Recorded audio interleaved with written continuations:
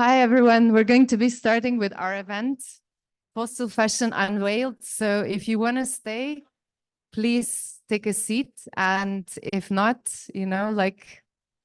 continue with your conversations outside. Thank you.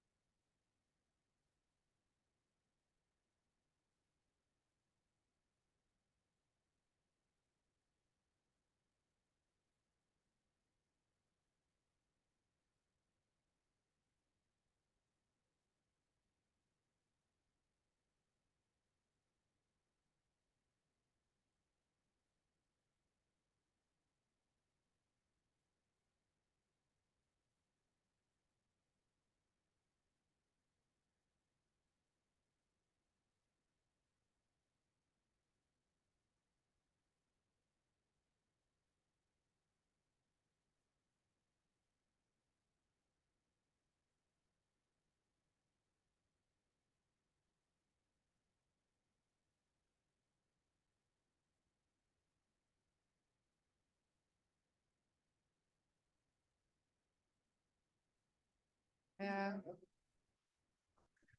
Hi, everyone. We're going to start. I have an honor to be moderating this very esteemed panel of experts that will be looking at the climate impact of the fashion industry. We are at COP28, where the biggest elephant in the room is the way and the speed with which we want to phase out fossil fuels. And we recently found out that the fossil fuel industry has thousands of lobbyists here that are trying to delay and derail the inevitable. And when we look at the fashion industry, it's not immediately obvious, but it is very reliant on fossil fuels, both as a source of energy and as a source of its materials. In fact, the fast fashion business model would not be able to exist without fossil fuels. This is not just driving continuous oil, gas, and coal extraction, but also leading to significant climate emissions, somewhere between 2 and 8%, and perpetuating the growing waste crisis. As these cheap garments get produced in growing quantity and lower quality, we see them ending up in bigger and bigger quantities at landfills, incinerators, and also being exported to the global south. I'm excited that you will find out much more about fashion's reliance on fossil fuels and their impacts on the climate in the next hour. And yeah, I just don't want to ask each of the panelists first to introduce yourself and just kind of explain how you work on fashion, how you approach this topic, maybe like up to 1 minute, and then we can dive into a little bit more deeper into what you're doing. And I'll just start with Urška. Is it working? Great. So my name is Urška. I'm a campaign manager at the Changing Markets Foundation. We are essentially an environmental NGO, and we're known for our campaigns that expose irresponsible practices by companies in different sectors. And fashion has been one of our core focuses. We have been campaigning on it for 7 years. And I actually joined the NGO 7 years ago, and we had our first campaign on fashion. We have been since exposing the pollution in the supply chain, fashion's increasing reliance on fossil fuels, corporate greenwashing. We have been doing a lot of on-the-ground investigations to basically show where and how our clothing is made, but also what happens to fast fashion once we're done with it, meaning the waste angle of it. And yeah, looking forward to discussion later. Yeah, and thank you very much for having me. My name is Rachel Kitchen. I'm a senior corporate climate campaigner at Stand.Earth. And Stand is an environmental advocacy organization based in North America, which primarily works to push corporations to move further and faster on climate action. In our fashion campaign, we are we use kind of a variety of methods to target brands and to benchmark brand action or lack thereof in transitioning away from fossil fuels and towards clean, renewable energy. And I mean, I think that the main tool that we use to do that I kind of lead on at the organization is our fossil-free fashion scorecard, which I can talk a little bit more about in a minute. Hello, everyone. My name is Anna Bohushenko. I am the program for International Youth Climate Delegates for COP28. And as a climate and peace activist, I research this topic from the angle how different industries, including fashion industry, impact fragile and conflict affected areas in the world. Hi, everybody. My name is Peter Owen, and I think I'm probably an example of fossil fashion. So I feel slightly outgunned by the panel here. I also feel I'm a diversity candidate, which is very welcome for change. And it's a privilege to be here. I work for an organization called Planet Tracker. We're a finance-focused nonprofit think tank based in the UK, but with a sort of global coverage. And we seek to use the financial system, banks, investors, and other parts of the financial infrastructure as our lever for change. And one of the areas we focus on is fashion and the textiles industry. My title there, you can see, is Head of Food and Land Use. So I should say that I do know a little bit about the textiles industry as well. And that's one of the themes that Planet Tracker covers. We cover plastics as well, which obviously has big implications for the sort of fashion industry more broadly. And of course, from a food and land use perspective, you know, a lot of the raw materials, if you're not using petrochemical base, then it's coming from the land as well. So it's some really strong linkages across the whole system, but privileged to be here. Thank you. Great. Thank you all for coming. We're very excited to have you. And now we'll go into like the main question for each of the panelists. So I'll start with Urška. Can you tell us a little bit more about Changing Markets Fossil Fashion campaign, the industry reliance on fossil fuel sources, and especially about the report Dress to Kill, which revealed the reliance of fashion brands on the contentious sources of fossil fuels, including Russian oil? Next, you can switch. So fossil fashion campaign, next slide. So fossil fashion campaign, thank you, as the name already explains, exposes fashion industry's increasing reliance on fossil fuels. And I am not talking about the energy or the transport needed to make our clothes. We will talk about that later, but what our clothes are actually made of. And I'm sure many of you are already aware that most of what we wear today is made from fossil fuels. Synthetic fibers such as polyester, nylon, elastan, and so forth represents 69% of all textile production today, and they are made essentially from oil and gas. And synthetics are also problematic because they are the drivers of fast fashion. Synthetics are cheap, they're versatile, and they allow fashion brands to produce a lot of low quality clothing, and for us consumers to buy a lot and also increasingly treat them as disposable.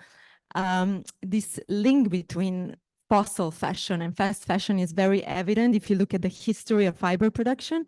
You can switch to the next slide. And don't be scared about this graph. It basically shows the production of fibers throughout history. And you can see at the very bottom in green is cotton. And you can see that historically it's been one of the most used fibers. It has taken the biggest chunk of textile production up till the year 2000 when polyester in pink became more popular than cotton. And from that point on, you can see that the production of polyester skyrockets and the production of clothing in general doubles, while the production of natural fibers at the bottom kind of stays the same.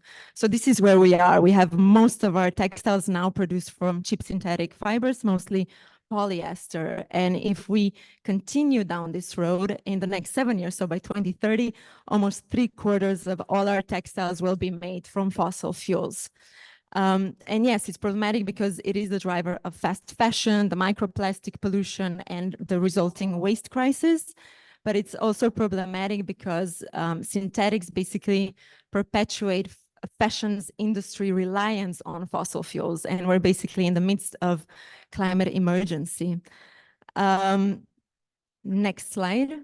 So the fact is that the extraction for production of fashion is also becoming dirtier and dirtier. We already know from some of the previous investigation by Stand Earth that it's linked to fracked gas. We know that there are also factories that plan to produce polyester from coal, but in general, production of polyester uses as much oil every year as the country of Spain, and it also is responsible for 700 million tons of CO2 emissions, which is the same as 180 coal-fired power plants. What is extremely worrying is also what the future looks like, because we have IEA, Wood Mackenzie, and others predicting that basically petrochemicals will drive significant demand for future oil growth. So in other words, basically the oil industry is banking on plastics and plastic-based materials as a revenue, while as other sectors are moving away from fossil fuels. And that also means that the fashion industry will be serving as a lifeline for big oil. And then we have the lack of transparency. We have been consistently asking brands to reveal where their polyester comes from, and they have been revealing very little information. For example, we approached more than 50 brands and only 4 of them shared any supplier list with us. And this inspired us to do our own investigation into the polyester supply chain. So last year we published a report. You can switch to the next slide. This one, Dress to Kill. Sorry, I only have 2 hard copies, but I know you all traveled far, so there's a QR code there if you want to click on it. What we did was basically used public information from brand supplier list, what they put on the open apparel registry sites, the shipping data, customs data, and information by polyester producers to link the supply chain.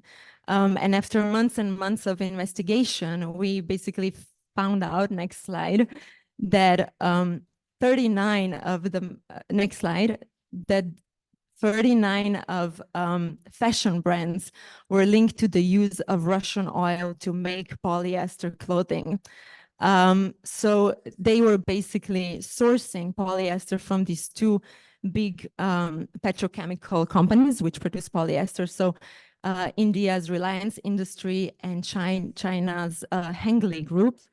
And these 2 polyester producers have been profiting from war in Ukraine by importing discounted Russian oil because it has been embargoed by Western governments, and then selling polyester fiber fabrics to manufacturers that make clothes for these fashion brands.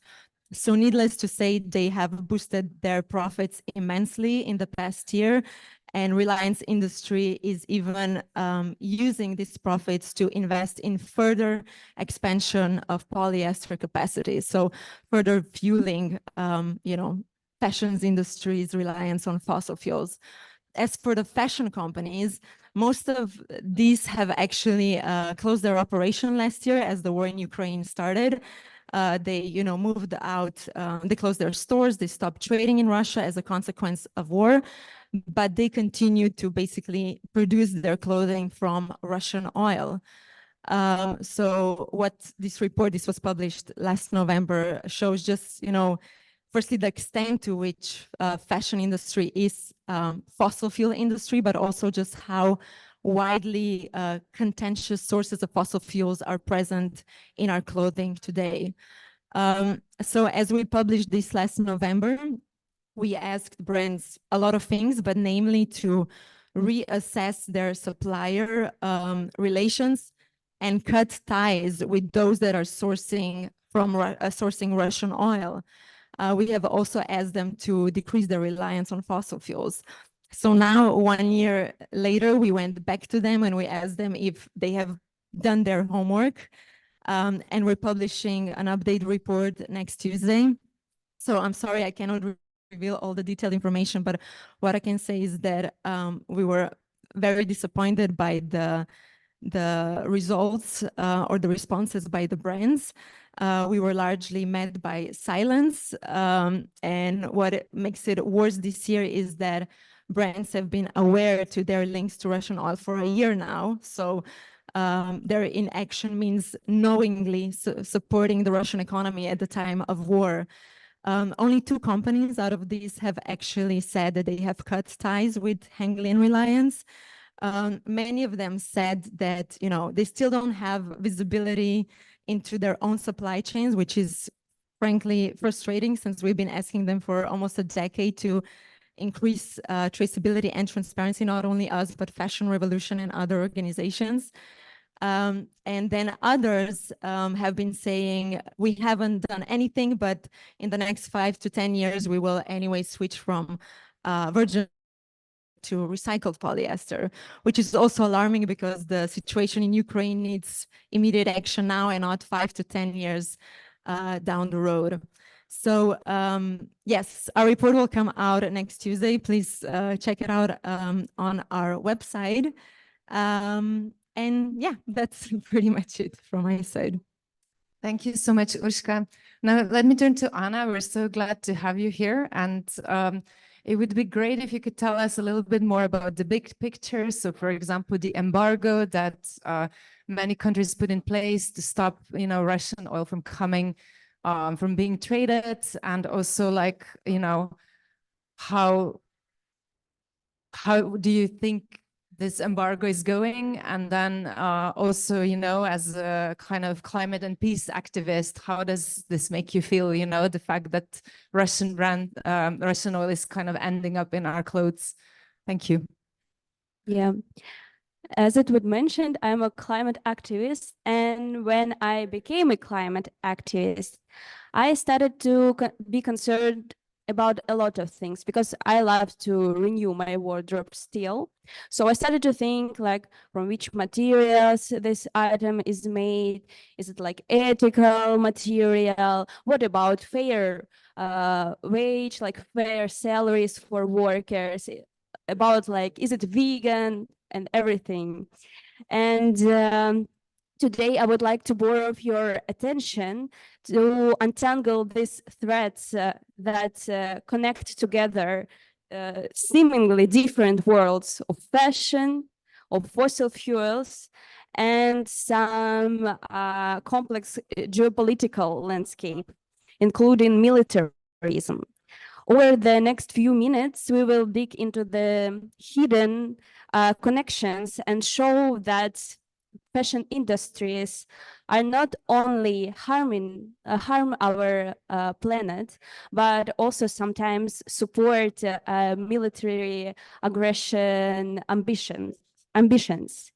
So, as it was said, some researchers already say that fashion industry emits a lot of global emissions, and for to compare, in 2018 this industry emitted, like, together, like, economies France, Germany, and United Kingdom. And to achieve 1.5 degree pathway, they need to aim for decarbonization, to switch off to renewables. But the most personal problem of the fashion industry for me right now is the question of their ethics and humanity. Yes, from production to the chain logistics, the fashion world really depends on fossil fuels. But right now, when you are profiting from fossil fuels, you are able to sustain wars, you are able to destroy ecosystems, you are able to take other people's lives. And right now, because of this support from industries, Russia's full-scale invasion of Ukraine produced more emissions already than economy like Belgium emits in a year. And every coin that is spent on Russian oil and gas directly contributes to brutal attacks on innocent Ukrainians and supports hostility, fossil fuel threats, and more conflicts globally. And what is the reality of this ethic and what can be done with this? Like when we talk about fashion brands and their ethic, keen to let its citizens enjoy all the luxuries they used to have in the past. Russian government has de facto legalized parallel imports. So Russian retailers literally can just allow to import everything without trademark owner's consent.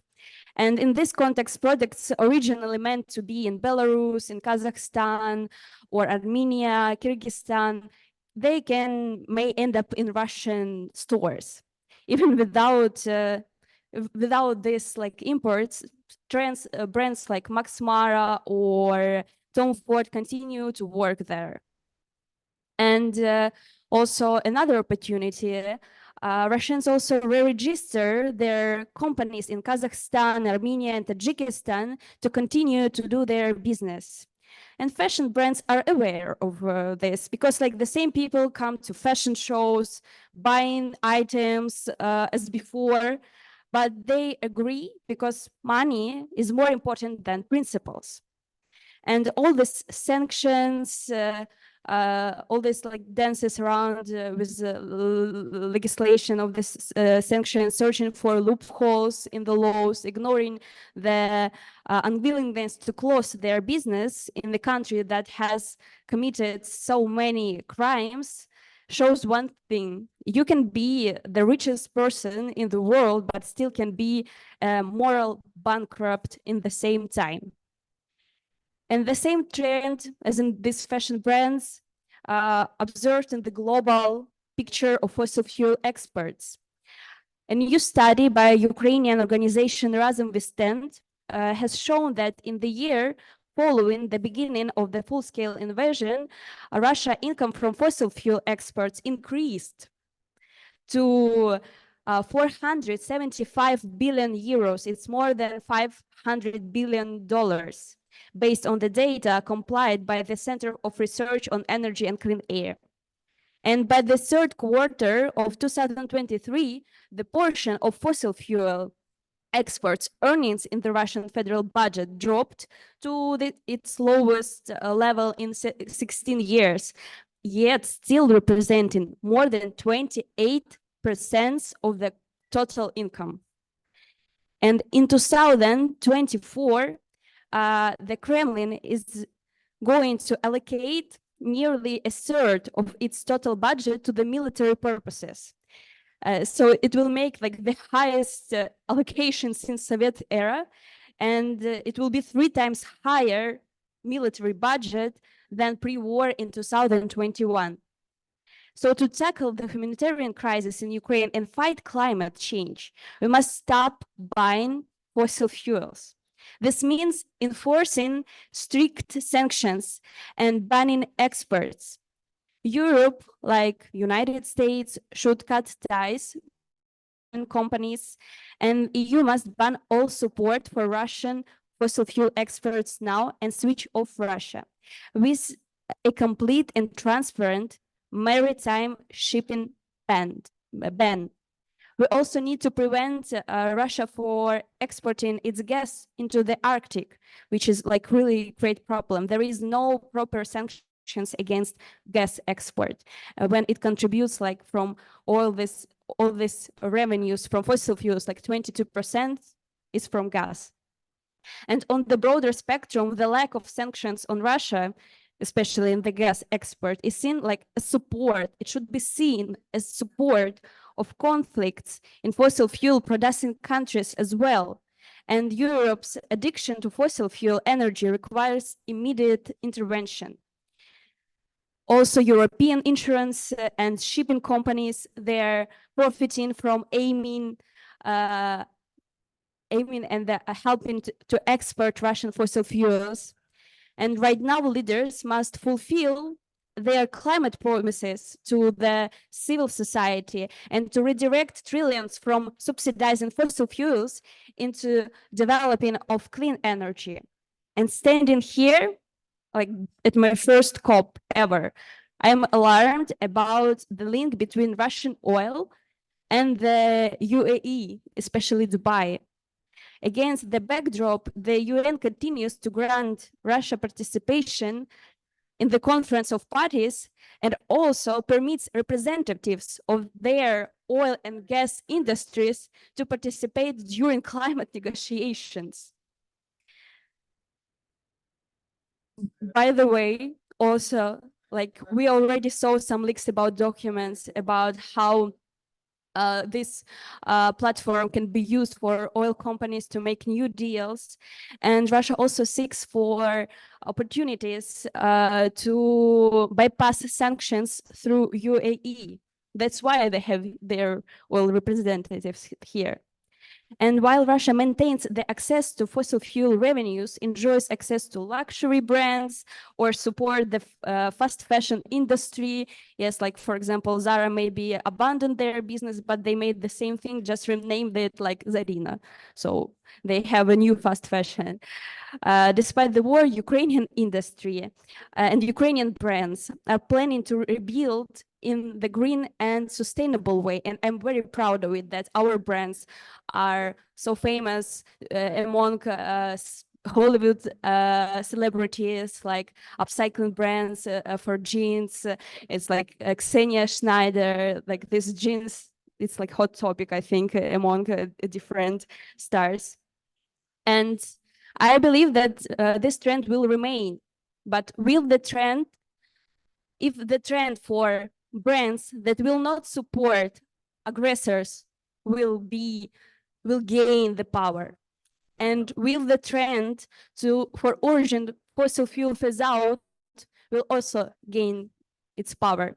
This is my question that I still have for this COP. Thank you. Thank you so much, Anna. Very clear message. And now let me turn to Rachel. Can you tell us a little bit more about your fossil-free fashion scorecard? What's the progress of fashion brands towards their 2030 climate targets, and where are we on the use of fossil fuels? Like, you're looking at it wider also for the energy use. So it would be great to hear a bit more also what roles are fashion brands playing when it comes to phasing out fossil fuels.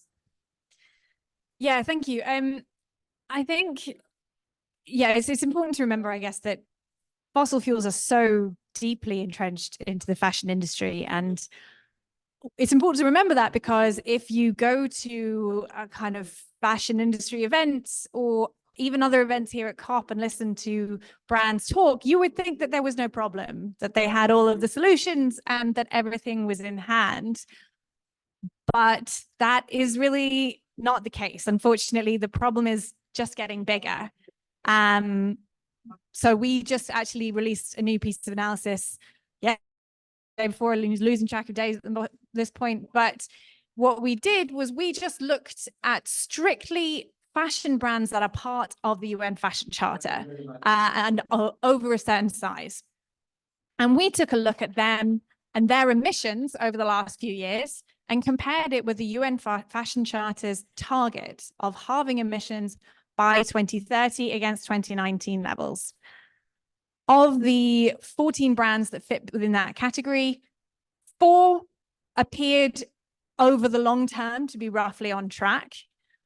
9 were completely were not on track, and 3 were actually heading in the wrong direction. So, we found that Lululemon, Chanel, and LVMH had actually reported emissions that were higher in 2022 than they were in 2019. So, when these brands come and talk to us about how they have all the solutions and everything's going great, I would tend to push back on that message. And I think that especially it's quite interesting to note that LVMH and Chanel in there, given that they often love to talk about how inherently sustainable the luxury fashion model is. And yet they're clearly not doing their part on when it comes to climate. So that's the kind of baseline that we're working on here. And I think it's really just a snapshot when we just look at emissions, but it's an interesting place to start, because those emissions are almost entirely from fossil fuels, which are throughout the value chain. And let's kind of build on what we learned in our 2023 fossil-free fashion scorecard, which is a measure, a benchmark of what brands are doing, what specific and measurable actions brands are taking to phase out fossil fuels in their manufacturing processes and in their supply chains. And we look at it across a range of indicators. We look at what are their commitments, that fits in there. What are they specifically doing on renewable energy, to promote renewable energy in their manufacturing, to transition off of coal and on-site boilers? What are they doing to stop, to reduce the impact of their logistics model and their shipping, or even, in fact, flying products all over the world in order to get them to consumers as fast as possible? And lastly, we look at what they're actually doing in the wider world with their influence, with their massive purchasing power, to actually bring about a change in the way that fashion impacts the world. And what we found, actually, unsurprisingly, is that while there were pockets of progress in certain areas, the pace of actual action was well short of the needs of the moment. We saw actually the most progress in commitments, small brands making commitments, fabulous, but action was really falling short. And, overall, I think it's pretty telling that half of the brands that we assessed came out in the D range. Our scorecard ranges from F to A. No one's ever got an A. And 6 of the brands scored an F. So I think, so just for the moment, I'm going to focus in on the energy transition, because that's where, along with raw materials, that kind of constitutes the vast majority of the emissions in the sector. And we know that the renewable energy transition is key to cutting those emissions. And, the AII estimates that a transition to renewable energy would abate around 27 or 28% of the sector's emissions in one go.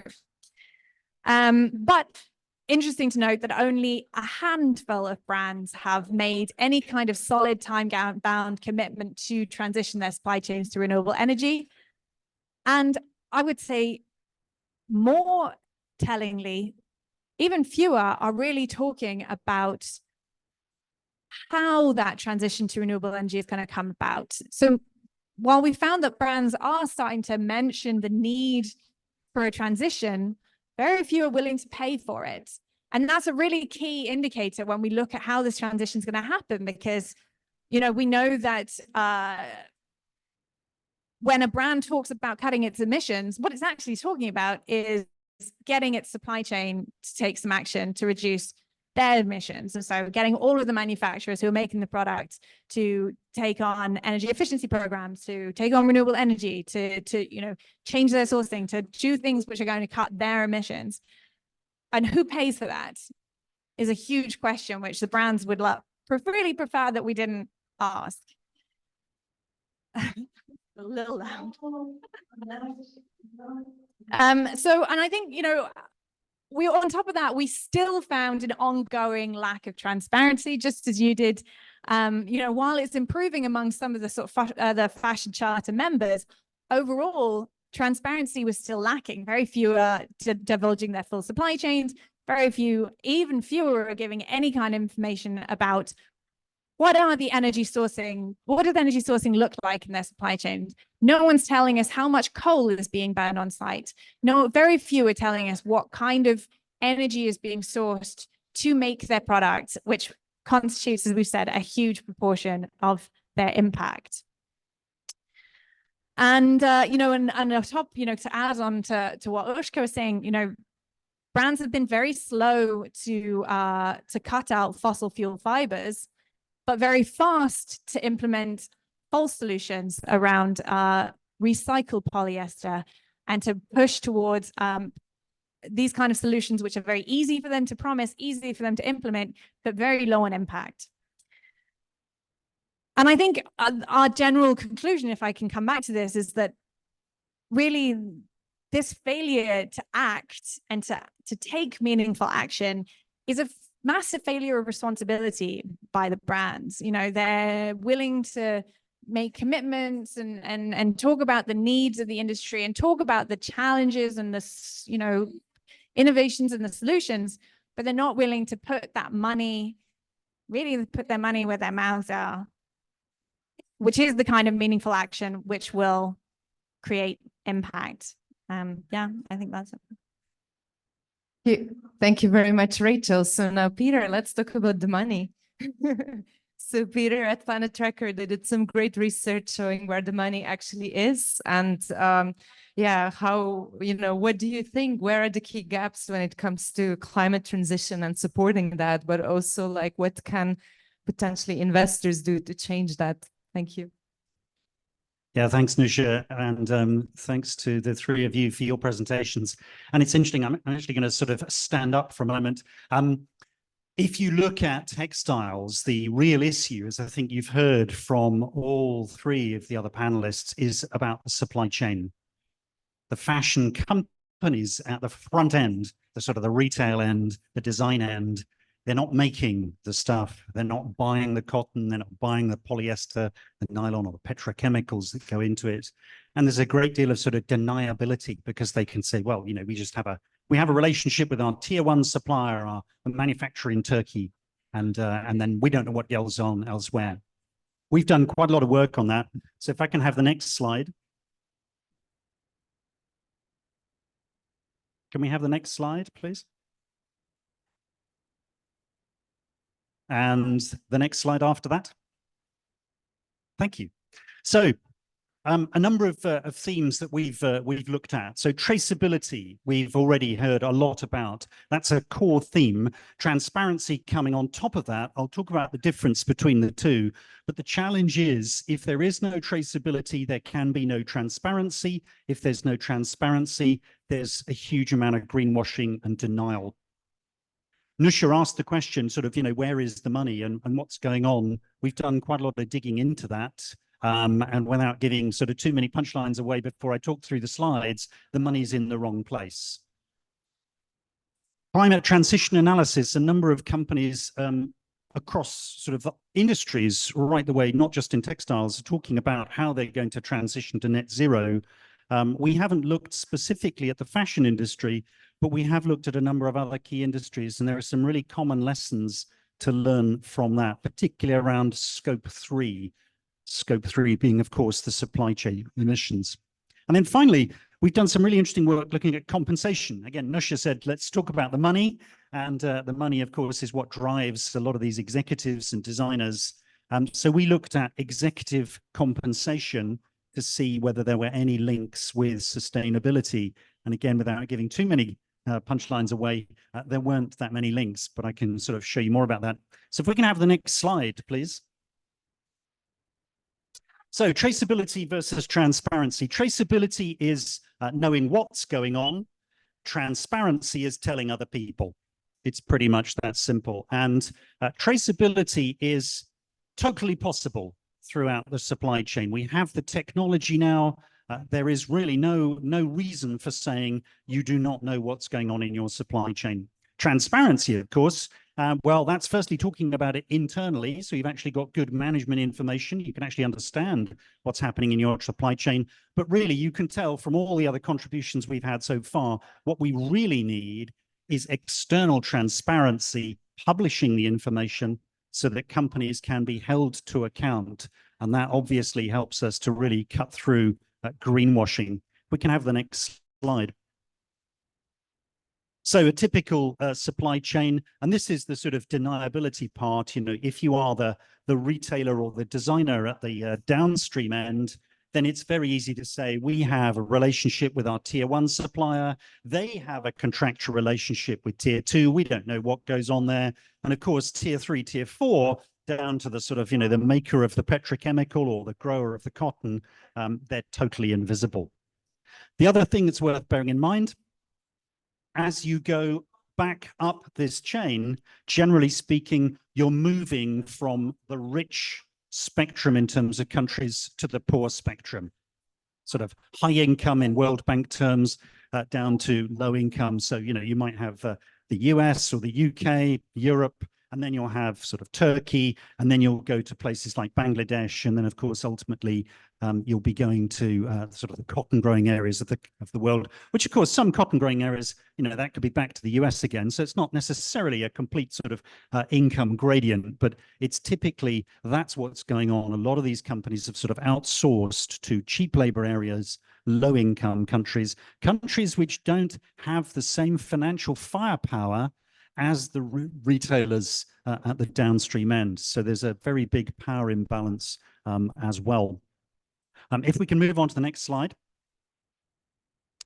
Now, we've done quite a lot of financial analysis. It's sort of what we do. My background, you can tell it's not fashion, I'm afraid, so apologies for that. My background is actually finance, so I'm wearing the sort of banker's casual dress outfit, which is pretty standard across the world. We've looked here at 4,000 fashion companies to try and sort of identify what's actually going on in their supply chains. And just as an aside, something I should have mentioned earlier at this point about traceability, we've also done investigation into how effective traceability is from the company's perspective. Is it actually beneficial? Because a lot of companies say, oh, no, it's too costly. It's too costly, you know, can't afford it. Actually, the companies that introduce traceability systems make more money because they actually know what's going on in the supply chains. They can cut down on fraud. They can cut down on waste. They can actually understand if there are delays. For example, you know, if you're actually using real natural fibers, you may have some sort of crop problem coming through because of climate change potentially. You can have that visibility over your supply chain, which actually makes you potentially more profitable. So there is a financial benefit to introducing traceability. We can have the next slide. So this tells you where the money is sort of being captured, if you like, at least in revenue terms. So out of the 4,000 companies we looked at, 50%, just over 50%, as you can see there, is ending up in the hands of the retailers. Now, that's not necessarily a big surprise, I guess, but it's interesting to see it presented in quite such stark numbers. And the raw material manufacturing, particularly if it's sort of the natural fiber end of the spectrum, only 3% of the money actually ending up in their hands. So that's really significant, I think, in terms of who's actually capturing the value. We can have the next slide. And to take that one step further, we also did some analysis, and this is building on analysis that was done by an organization called Qantas, looking at the sort of environmental footprint of the whole textiles industry, so across the whole supply chain. And you'll see you've got the sort of, you know, the start of the supply chain here, going right the way up to retail and post-sale. And you can see that the really significant environmental footprint actually is about in the middle, the fabric manufacturing, the wet processing, as it's often referred to, where you're boiling the clothes in solutions, a lot of heat being used, there's a lot of water being used, there's a lot of toxic stuff being chucked back into the environment. That's where the really heavy environmental footprint is. There's quite a lot going on at the sort of, you know, the earlier stages in terms of producing the pet chems or indeed potentially growing the cotton. But look where the money is. Look where the market value down the bottom there, market cap and the total debt. Look where the profit is. EBITDA is a measure of profit. We've already seen the revenues, 54%, but there's even more profit being captured at the retail end. And that's where the financial markets, the investors, the banks, and the big investment institutions, that's where they're putting their money. So we've got the problem at one end of the supply chain, or further down the supply chain, further up the supply chain, I should say. And then we've got all the money, all the attention, all the profit, all the value being captured by people at the downstream end. Next slide, please. If you want to sort of play around with that and investigate it, actually you can go onto our website, planet-tracker.org, and you can have a play with our dashboard and sort of investigate things in a bit more detail. I won't go into that now, so next slide, please. So moving on quickly to climate transition analysis. As I say, we didn't look at the fashion industry, so this is slightly cheating, but we have looked at pet chems, which obviously, as you've heard, are the suppliers to the fashion industry, and we've also looked at retailers in the food end of the spectrum, and obviously some of them sell clothes as well. If we can go on to the next slide. These are basically the findings. So some companies have net zero targets, certainly not all. They all really should. Very often they have a net zero target without talking about their supply chains. So they don't talk about scope 3. Now we've seen the oil and gas companies do exactly the same trick this week in COP, where they've said, we'll reduce our scope 1 and 2 emissions.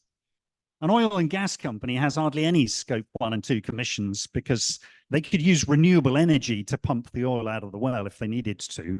And that would make their scope 1 and 2 emissions pretty much zero.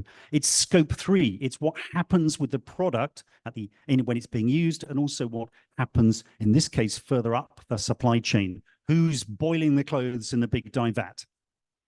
Who's driving the sort of the machinery around the plant? So it's scope 3 that really matters. And most companies don't have a target about that. There's a heavy reliance on fantasy tech to solve the problem. You'll hear lots of companies talking about direct air carbon capture, which is, running the aircon unit in reverse to turn carbon into nice little nuggets that you then bury in the sand. It's completely uneconomic. The carbon price you would need to make direct air carbon capture work is somewhere above $300 a ton, when the carbon price being paid in the voluntary market is about $3 a ton. So direct air carbon capture, total fantasy. It's never going to happen to any great scale, but companies will tell you, well, that's what they're relying on. What else do they say? They have science-based targets, but they're very weak. And to find out this sort of information, we have to go regularly through about 20 or more documents. So companies are not making it easy. They're not making it obvious. It's not just putting it on the website. They're burying it in lots of their regulatory filings. And then once you've gone through those filings, you often find there's just not really enough information in there. So there's a big problem. Next slide, please.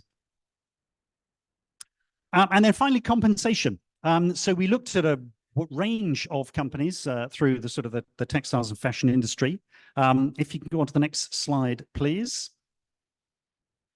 And what were they saying? Well, lots of good stuff. An expression of the company's guiding philosophy of profits through principles. Profits through principles. That sounds wonderful, doesn't it? Ask them what the principle is. The principle is I keep the profit, you do the hard work. But that's not what the annual report says. We can go on to the next slide. This is what we found. And again, you're probably not surprised, because by the time you start coming to things like COP, you do develop, I'm afraid, a bit of a layer of cynicism. So, we looked at 30 companies, and there were only 2 that had any sort of clear link between the compensation being paid to the senior directors and sustainability, Puma and Adidas. So, and I wouldn't say they were really sort of, top of the tree, but they are doing some good things in terms of the structure of their remuneration. But that's a pretty low strike rate, really. And you can read the details in that report we published, Textiles Compensation, all on our website, available at good retailers near you. Good. Final slide, please. So what's the summary? The summary is we really need traceability. On top of that, we want transparency. We're not getting it. We need to ask for it, and investors need to ask for this as well. There's a mismatch. Going back to Nusha's original question, where is the money? It's in the wrong place. We need to find ways of getting the money further upstream into the hands of the companies that need it, both because, frankly, there's a value imbalance, there's an injustice there, but also because they've got the problem. They've got the greenhouse gas emissions, they've got the pollution problem to deal with, and they haven't got the finance to actually help them solve that problem. Dig into the details is the other basic takeaway. Don't just read the marketing. You've got to, unfortunately, go to those 20 different documents and find out what on earth is going on. Thank you, Nusha. Back to you. Thank you so much, Peter. That was fascinating. It's interesting to see that, what a lot of what fashion brands are saying about climate and transition could actually be greenwashing. However, on the positive end, we do now have finally some legislation coming in place. And that is a great news, because fashion used to be the least regulated sector amongst all the sectors that we worked on. And yeah, I want to just kind of give a quick second question to each panelist. And, you know, if you can just talk about legislation that is now coming, and if you could tell us what do you think the impact will be. Urška, we can start with you again and then go like this. Yeah, I mean, I'm going to talk about the EU legislation because that's where everything is happening in the moment. And I think there is a real momentum there with all of the batch of legislative proposals that are coming.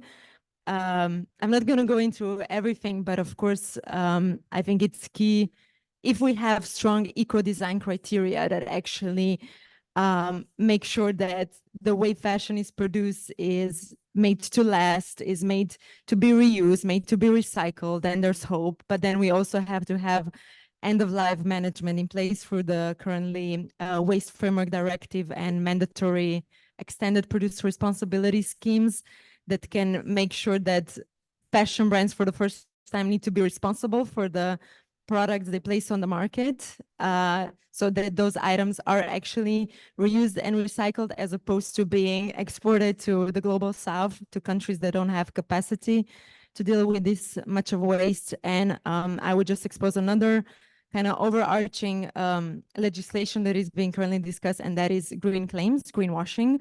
We have been exposing corporate greenwashing for years now. We have a website called greenwash.com, and we need strong directive on green claims to make sure that fashion brands are not getting away with these kind of claims that we have been hearing for the past week, if you have attended any of the fashion panels, and claiming that their products or practices are sustainable when they're not. So a lot to do and a lot of pressure to still put on policymakers, but if we have that in place, it can impact the entire industry, not just the EU, but any company that wants to sell on the EU market.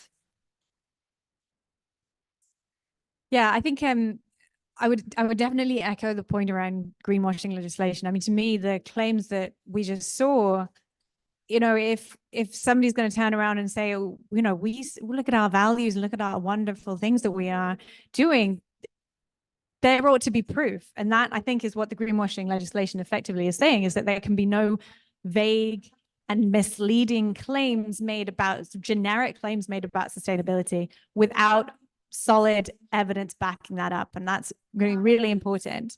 And the other thing that I would point to is really the New York Fashion Act and the kind of other states of legislation which echoes this, because what that does that's really exciting is that it actually mandates emissions reduction and the publishing by brands of a solid pathway, a transition pathway, which effectively, to my mind, is part of this avoiding greenwashing thing. If they make a commitment, if they make a claim that they're going to reduce emissions, they're going to transition to renewable energy, they're going to transition away from fossil fuels, then they need to have interim targets. They need to have a solid transition plan to show us how they're going to achieve it, on what timeline, and then publish all of the transparency information required so that they can be held accountable to those commitments and to those goals.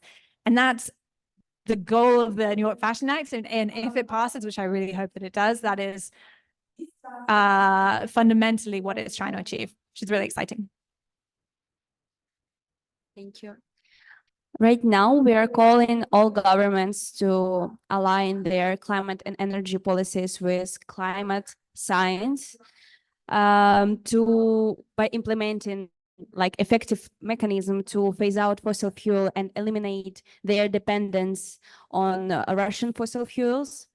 We need to ensure a just and rapid transition from fossil fuels, and also starting from immediate end to fossil fuel expansion right now. And when we are talking about sanctions, we still have possibility to buy Russian fossil fuel through other countries. So we need to ensure that these sanctions are working for them also, like for countries like China, India, or Turkey. Yep. And Uzka mentioned EU legislation, and I think the EU is leading in a number of ways. one interesting piece of legislation, which is not specifically dedicated to textiles and fashion, is actually the deforestation due diligence legislation, which includes leather as one of the products that it's focused on. So that has an impact on at least part of the fashion industry, because companies importing leather into the EU need to be able to trace it back to source, goes back to the traceability point, and they need to then be able to sort of say that it's not linked to deforestation. So it's quite a sort of a narrow focus, but it shows what can be done. There's another thing that is coming through starting next year in terms of the transparency side of things, again, where the EU is leading. You've probably heard accounting is beginning to take on sustainability. And apologies, I'm an accountant by training, so I get quite excited about these exciting changes. So accounting is finally becoming sort of vaguely sustainable. The EU has mandated, so it's a rule, it's not voluntary. They've mandated sustainability disclosures starting next year. Companies will report at the end of their financial year, so we won't see the information until 2025, but it's pretty broad. It doesn't just cover the carbon footprint, it covers biodiversity, labor, and a number of other issues as well. So it's actually quite a good piece of disclosure. So we're getting traceability regulated in a narrow band, but transparency being mandated pretty broadly. And I think that starts to have quite a big effect, going back to other examples like that. So we're seeing some change, which is actually positive.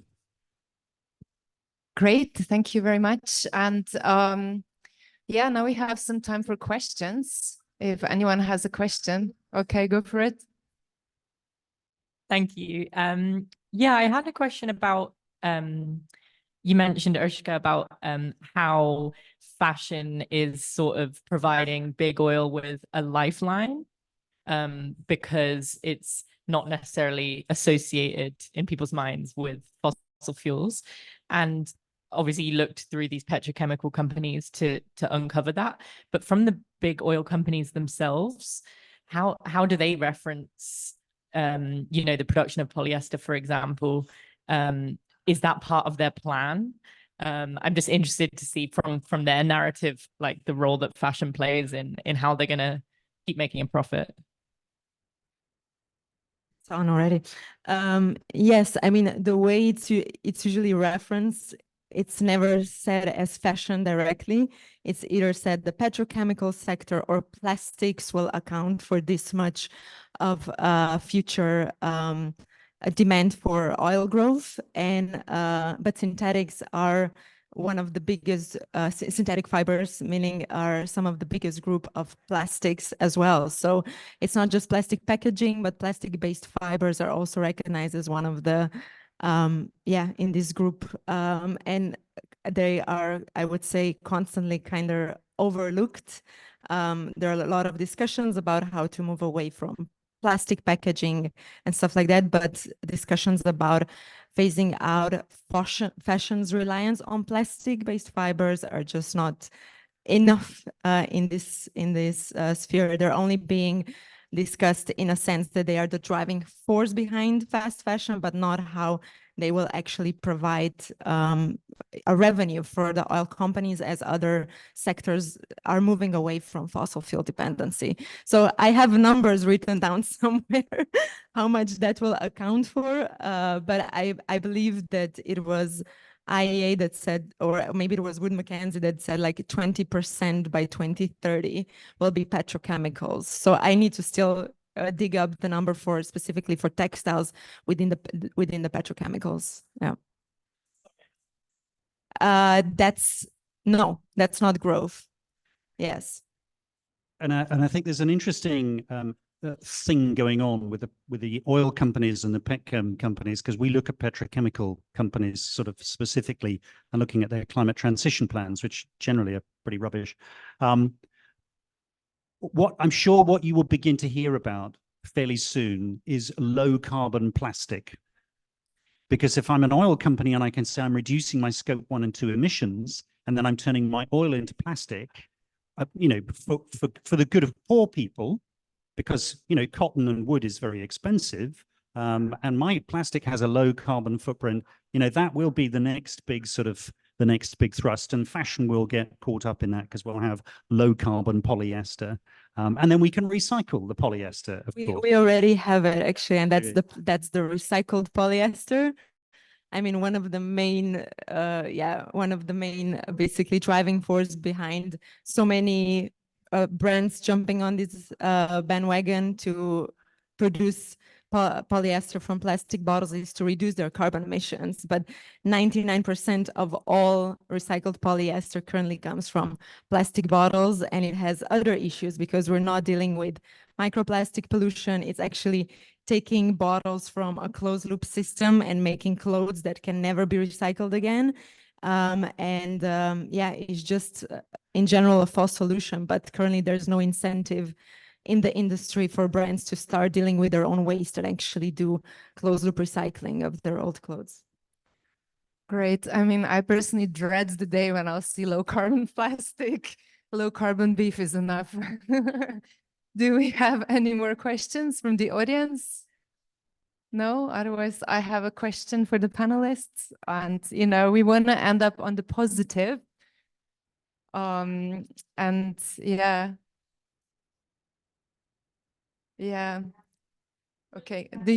Because thanks Urška, we have a representative from Clean Up Kenya. So do you want to kind of give your perspective in terms of where does this fast fashion, plastic fashion ends up in, and just explain to us the situation.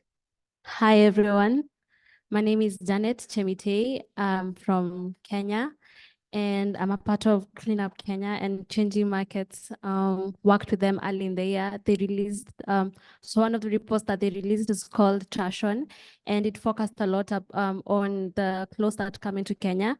Our country is one of the countries that receives secondhand clothes, and most of the clothes that come in, of course, it's from fast fashion, so lots of plastic clothes, and they're massive, and not a lot of people understand that we are wearing plastic, basically. And so a lot of the work that we try to do, so Clean Up Kenya is mostly focused on waste management, and since the clothes that come in are mostly waste, so that's the kind of work that we're trying to showcase and urge more people to be aware, because we want to educate them. So it's not about necessarily banning the export of second-hand clothes into the country, but people to be more aware that we are actually wearing plastics from fossil fuel.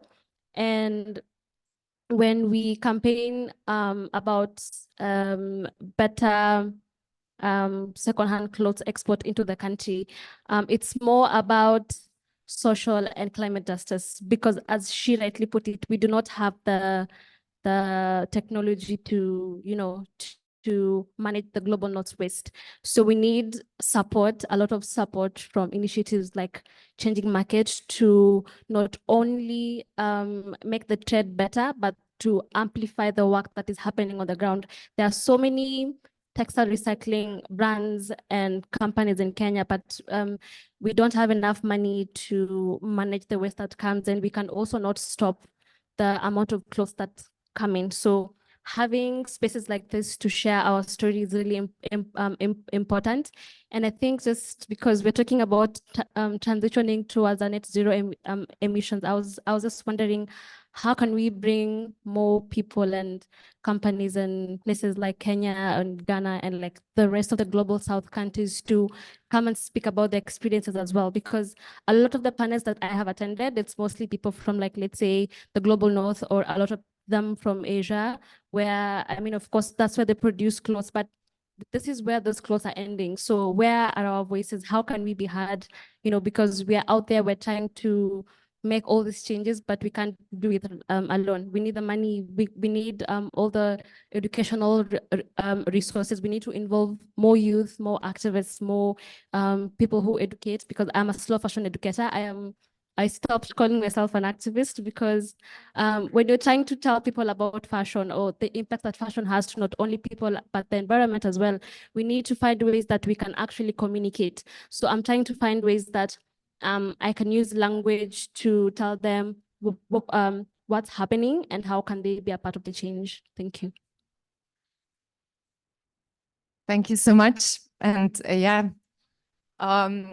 I agree, a lot of work has to be done, and fashion brands also have to take responsibility for the end of life. And as we've seen, like, it will only happen with legislation. So we are hoping that EPR legislation will be, you know, sending that money that they collect through EPR also to countries where clothes are going. So we'll be working towards that. And yeah, the last question. So closing remarks for our panelists. Basically, if you could dream, right, and you could in your dream see one thing that fashion brands do, and, you know, not greenwashing, but actually do, what would that be? Well, so we know that brands, particularly brands who are involved in the Fashion Charter, are building out their transition plan. So this is something that is coming, that they're working on.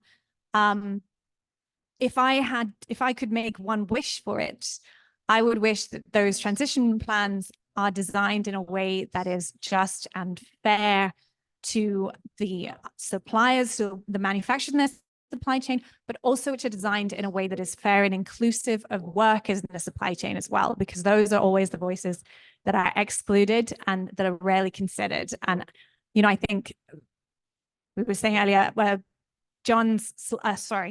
Peter's slide about last year. Peter's slide about the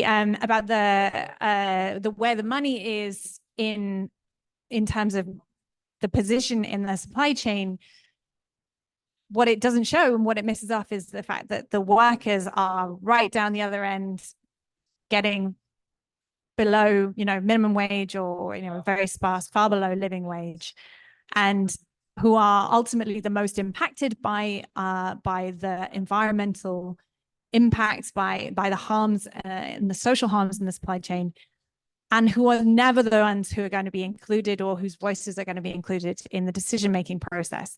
So that would be my wish, is that there is an inclusive, meaningfully inclusive process about developing those transition plans, and so that they can be done in a just and fair manner. And that's the only way that we are going to end up with a rapid phase out of fossil fuels. Sure.